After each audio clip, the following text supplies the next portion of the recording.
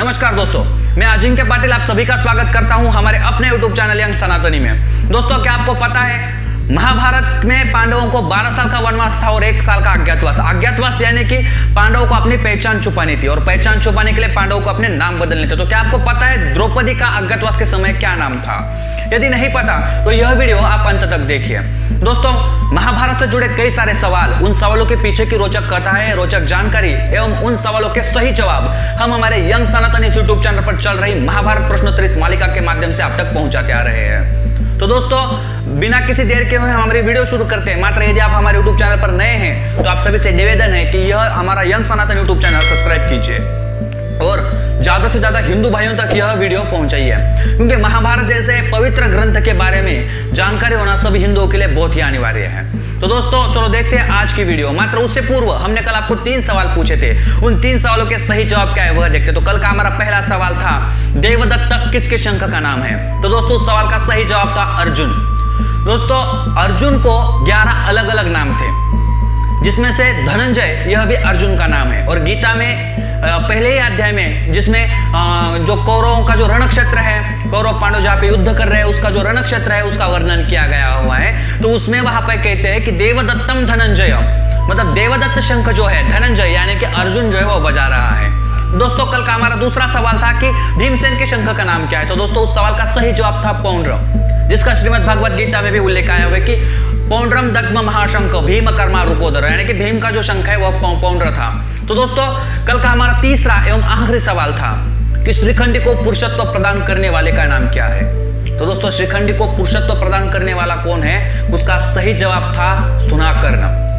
जी हाँ दोस्तों, शिखंडी जो है पिछले जन्म में अंबा थी, जो भीष्म को मारने के प्रतिशोध की वजह से उसने द्रुपद के यहाँ पे जन्म लिया था, लेकिन उस समय भी वो स्त्री थी। लेकिन आकाशवाणी होने की वजह से उस शिखंडी को पुरुषों की जैसे ही, राजकुमारों के जैसे ही उसका लालन पालन किया गया, उसको युद्ध शास्त्र में निपुण बनाया गया। लेकिन आगे जाके उसका विवाह भी किया गया, वो भी एक स्त्री के साथ। तो जब उसको पता चलता है उसकी पत्नी को कि यह हमें फंसाया गया हुआ है, कि यह पुरुष नहीं है यह स्त्री है, तो बड़ी क्रोधायमान होती है, अपने पिता के यहाँ पे जाती है और बहुत सारा वहाँ पे पिता को भी यह पता चलता है तो बहुत गुस्सा होता है उसका पिता उस श्रीखंडी के पत्नी का, और वह युद्ध के लिए बहुत सारे सैनिक लेके आता है। तब डर के मारे जो श्रीखंडी है वो वन में चली जाती है। वन में जाने के बाद वहाँ पे सुनाकर्ण नाम के गंधर्व है, जिसको वो अपनी पूरी परेशानी बताती है। तो वो जो गंधर्व है उसको बहुत ही उसके ऊपर दया आती है और गंधर्व एक दिन के लिए उसको अपना पुरुषत्व प्रदान करता है और एक दिन खत्म होते ही वह पुरुषत्व उसको वापस करना होता है। लेकिन श्रीखंडी जो है बहुत प्रामाणिक भाव से जैसे ही एक दिन खत्म होने के लिए आता है तो पुरुषत्व वापस देने के लिए सुनाकर्ण को मिलने के लिए आती है। लेकिन जैसे स्तुनाकर्ण को पता चलता है यह कितनी प्रामाणिक है, अपने वचन पूर्ति के लिए यह अपना पुरुषत्व वहां पे रख भी सकती थी लेकिन देने के लिए वापस आई है, तो खुश होकर स्तुनाकर्ण जो है उसको हमेशा के लिए वह पुरुषत्व प्रदान करता है। दोस्तों, यह थे कल के हमारे 3 सवाल और इन 3 सवालों के सही जवाब। तो बिना किसी देर के हुए हम हमारे अगले वाले वीडियो शुरू करने वाले हैं, लेकिन उससे पूर्व कल के 3 सवालों के सही जवाब देने वाले कल के जो विजयी सदस्य हैं उनके नाम आप यहाँ पे देख रहे हो।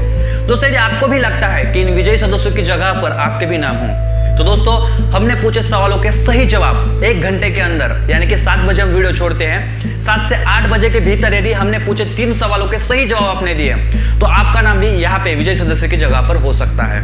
दोस्तों, यदि आपने भी हमारी पीछे वाली वीडियो नहीं देखी जिसमें हमने महाभारत के बारे में कई सारे सवाल, उन सवालों के पीछे की रोचक कथाएं बताई है, तो हमारे महाभारत प्रश्नोत्तरी इस प्लेलिस्ट की लिंक जो है हमने डिस्क्रिप्शन में दी है, तो उसको भी अवश्य देखिए, क्योंकि पीछे वाली वीडियो में भी महाभारत से जुड़े कई सारी जानकारी आपको प्राप्त होगी।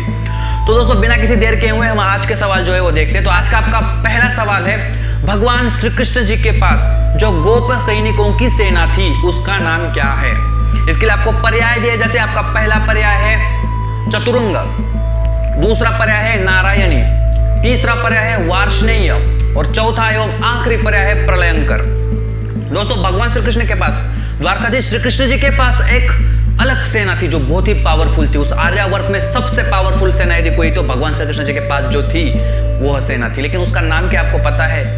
जिसके पर्याय दिया है इसमें से एक इसका सही जवाब है। तो दोस्तों, ढूंढिए, देखिए, पूछिए और हमें बताइए। तो बिना किसी देर के हुए हम आपको आज का दूसरा सवाल पूछते हैं। तो आज का आपका दूसरा सवाल है, जब अर्जुन शस्त्र प्राप्ति के लिए स्वर्ग में जाता है, स्वर्ग जाने के बाद वहां की एक अप्सरा जो है अर्जुन के सौंदर्य के ऊपर आसक्त होती है, उस अप्सरा का नाम क्या है? दोस्तों इसके लिए आपको पर्याय दिए जाते हैं। आपका पहला पर्याय है मेनका, दूसरा पर्याय है उर्वशी, तीसरा पर्याय है रंभा, चौथा एवं अंतिम पर्याय है घृताची। दोस्तों यह 4 अप्सराओं के नाम हमने आपको बताए हैं। तो उसमें से कौन सी अप्सरा है जो अर्जुन के सौंदर्य के ऊपर आकर्षित हो गई थी और अर्जुन के ना करने के बाद अर्जुन को श्राप भी दे दिया था? इसके पीछे की जो कथा है वो हम अगले वीडियो में देखने ही वाले हैं। तो बिना किसी देर किए हुए हम आपको तीसरा सवाल पूछते हैं। तो दोस्तों आज का आपका तीसरा एवं आखिरी सवाल, अज्ञातवास के समय द्रौपदी का नाम क्या था? तो दोस्तों अज्ञातवास क्या है, अज्ञातवास पांडवों को कैसे प्राप्त हुआ, इस बारे में जो जानकारी है इस सवाल का सही जवाब लेते वक्त तो हम बताने ही वाले हैं, लेकिन इसके लिए आपको पर्याय दिया जाता है कि अज्ञातवास के समय द्रौपदी का नाम क्या था।